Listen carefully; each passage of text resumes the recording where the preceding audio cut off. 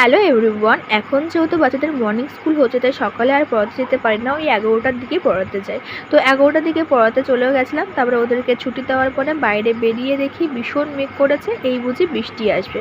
তাড়াতাড়ি করে আমি আর সোনামা বাড়ির দিকে রওনা দিলাম। বাড়িতে আসতে পারিনি, মুষলধারে বৃষ্টি শুরু হয়ে গেছে। কিন্তু এরকম ওয়েদার দেখতে খুবই ভালো লাগে, আর ঠান্ডাটাও পড়ে, গরমটাও কম লাগে। তারপরে আজকে আমরা 4 বোন মিলে এক জায়গায় খাওয়া দাওয়া করবো বলে রান্না হচ্ছে আমাদের বাড়িতে ডাল, আলু ভাজা, চিকেন, আর তার সাথে হচ্ছিল রায়তা আর স্যালাড। দুটো বোনের বাড়িতে বিয়ে হয়ে গেছে আর দুজনের বিয়ে হয়নি। তো ওরাও দুজন এসেছে আর আমরা 2 বোন আজকে বাড়িতে ছিলাম। তো তার জন্য ঠিক হলো যে আজকে 4 বোনে মিলে এক জায়গায় খাবো। সব আমার দিদিই রান্না করেছে। তাই প্রথমে বাচ্চাদেরকে খাইয়ে নেওয়া হলো। প্রথমে সোনামা সোনা বাবা খেতে বসলো। তারপরে এটা হলো আমার বড়দি, তারপরে হলো মেজদি, হলো আমার দিদি, আর এটা হলো শেষদি, আর আমি হলো সবার ছোট। আমরা 4 বোনে মিলে একসাথে খেতে বসলাম। খাওয়া কমপ্লিট করার পরে আমরা ছোট সোনার সাথে খেলা করতে বসলাম। ওর সাথে কিছু সময় খেলা করার পরে আমরা সকলেই ঘুমিয়ে পড়েছিলাম। তো আজ এই পর্যন্ত, দেখা হবে খুব শীঘ্রই নেক্সট একটা ব্লগে। টাটা।